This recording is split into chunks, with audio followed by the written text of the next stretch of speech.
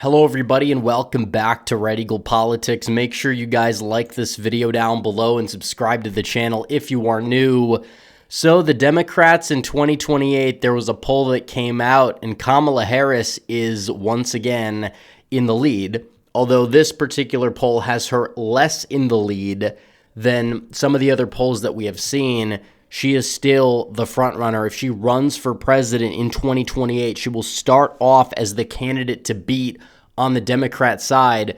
And it's laughable because if you look at the 2024 election, she actually had a lot going for her because, relatively speaking, she was a change of pace candidate. She was essentially subbed in and got a lot of hype. And she didn't have to go through a primary process where, all of this dirt was leaked on her and all of her weaknesses kind of came out of the woodwork. And obviously they did throughout the campaign against Donald Trump. But anybody who is going to say that, the Democrats definitely in 2024 had not enough time for Kamala to win. Yeah, no. If anything, she had too much time to win. She would have lost regardless of what she did. She was never in the lead. I think everybody realizes that now. But when you look at 2028, they want to make the same mistake again. But then you look at the other candidates in the polling, and you also look at the polls without Kamala Harris in them, and arguably, it gets worse. I mean, it's incredible. They don't have anybody that you could point to and say, okay, this candidate might win. This candidate might have some points of strength.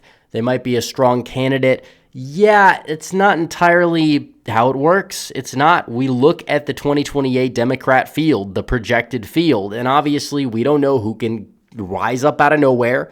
It's happened before.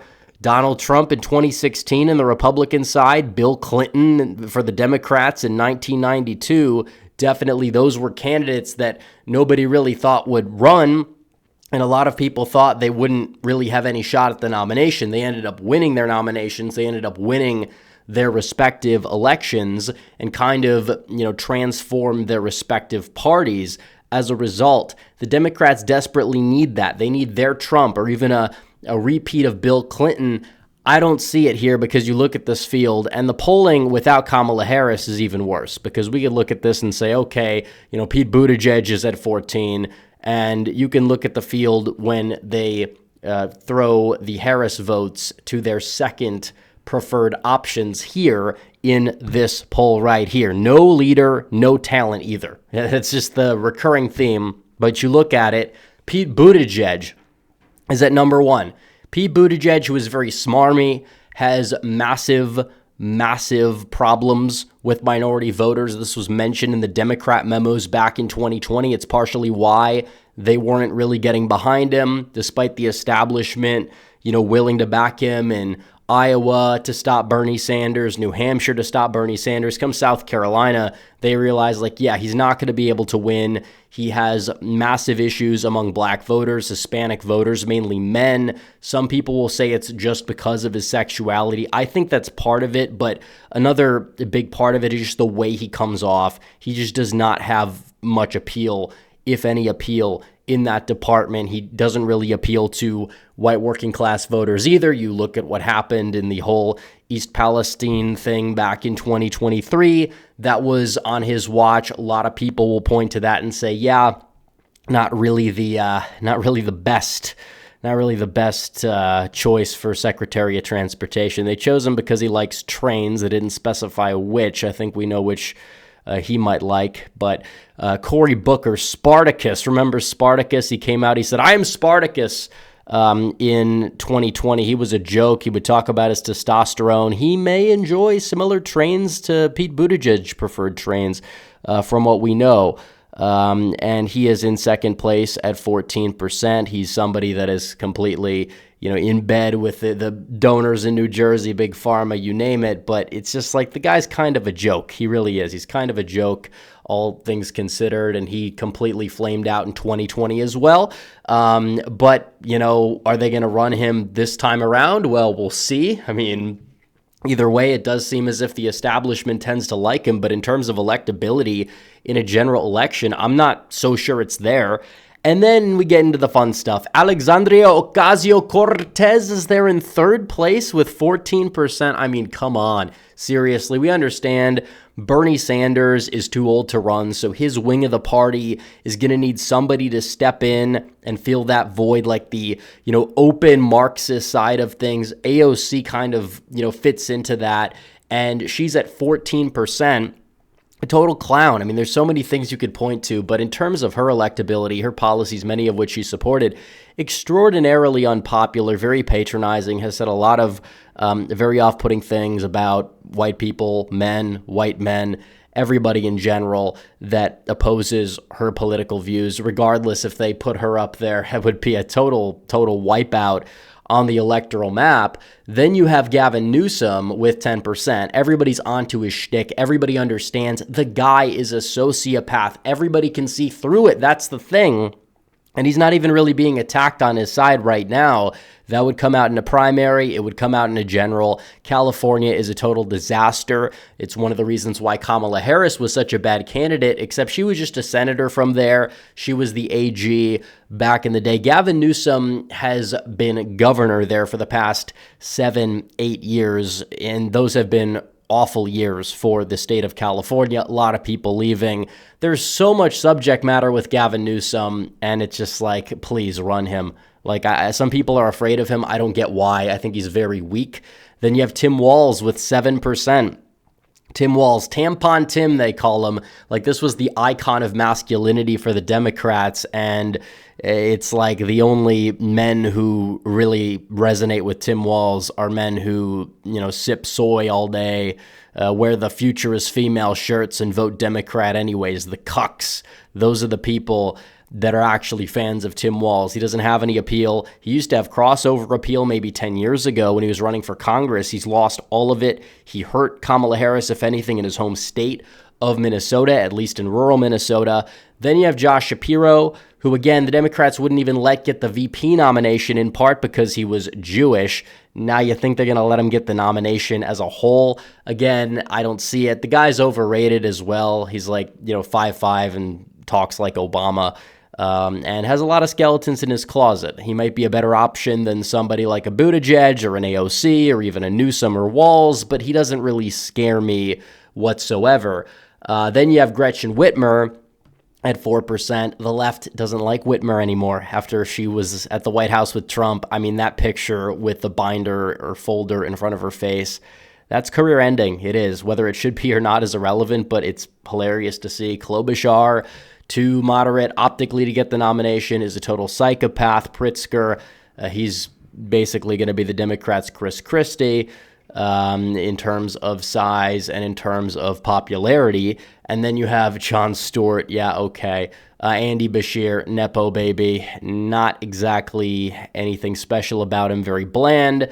And it's like, you're going down to the 20th place here. You have Jasmine Crockett. Please do. That'd be hilarious. Raphael Warnock. I don't think he would even run for it. You have, Chris Murphy from Connecticut? Yeah, no. Mark Cuban. That's interesting because he is not necessarily an insider. So, all the political baggage doesn't necessarily apply to him. I think that there's a chance that he would either be somebody to watch or he would flame out. I'm not particularly threatened by him because he is a total clown. I think Vance could beat him. But compared to a lot of these other candidates, that's the route they'd need to go down in order to find somebody that could win in 2028. And they better win in 28 for their sake, or 2032, 2036, 2040. Those electoral maps are brutal. The House map's going to be more brutal as a result. We covered that recently. The Senate, they may never even have for decades, depending on if there's another realignment, the way things are going. And it's like you get down to the bottom of the list. Wes Moore, he's very generic. He doesn't have as much baggage as some of these other people.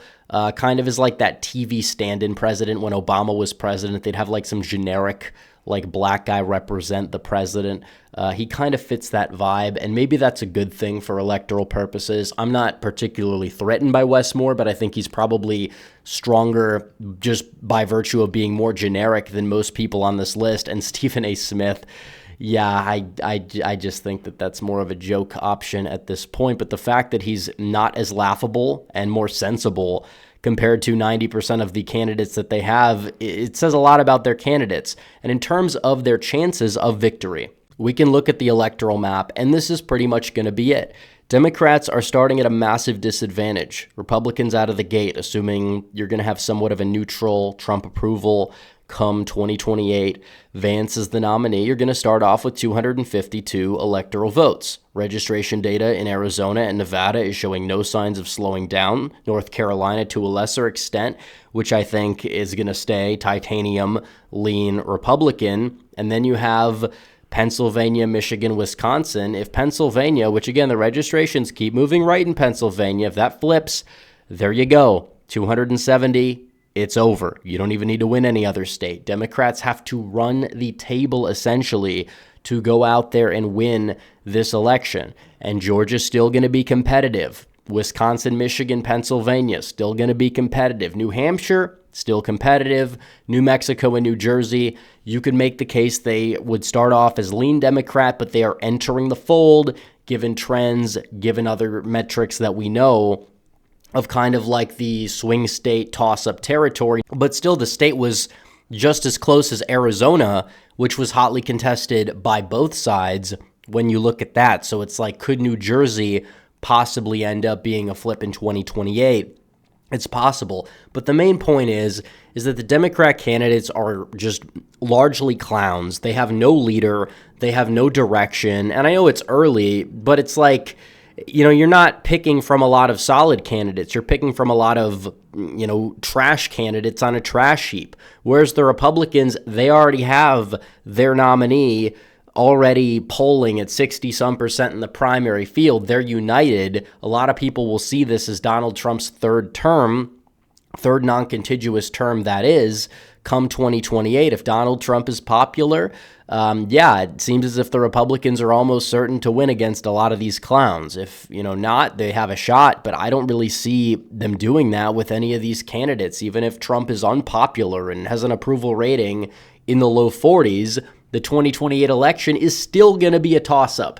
And a lot of it has to do with this right here. And again, some people, like if AOC somehow got the nomination, Democrats would essentially be the DOA. So definitely Democrats, please don't run AOC. We're so scared of her, aren't we? I say that in jest, but that's the way it is, guys. So anyways, make sure you guys like this video down below, subscribe to the channel, hit the bell for notifications so you never miss another video. Follow me on social media. The links are all in the description down below, and I will see you guys in the next one. Red Eagle, out.